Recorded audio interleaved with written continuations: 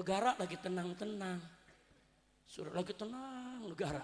Tahu-tahu menteri nyolong pulau. Iya.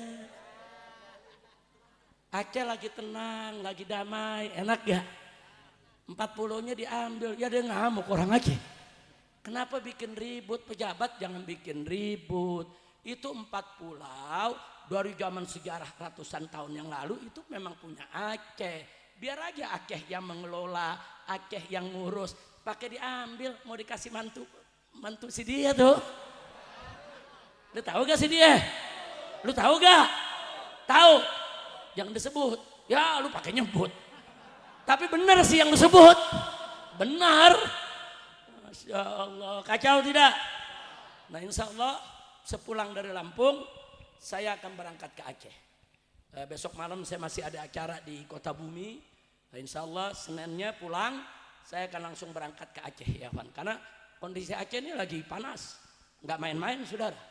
Ini perdamaian yang sudah kita bangun bersama saudara. Begitu rapi, begitu bagus. Besok bisa perang lagi di Aceh. Hati-hati, Aceh itu adalah suatu bangsa yang selama 350 tahun penjajahan Belanda, Aceh nggak pernah takluk, saudara. Yang lain takluk kepada Belanda, Aceh tidak pernah takluk, saudara. Nah, jangan sampai nanti Aceh meradang lagi, perang lagi, minta merdeka lagi, nanti Indonesia yang rugi, saudara.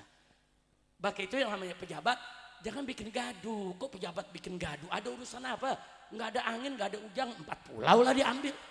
Begitu diselidikin, ternyata tuh pulau banyak minyaknya, gasnya. Oh, lu mau nyolong kalau begitu.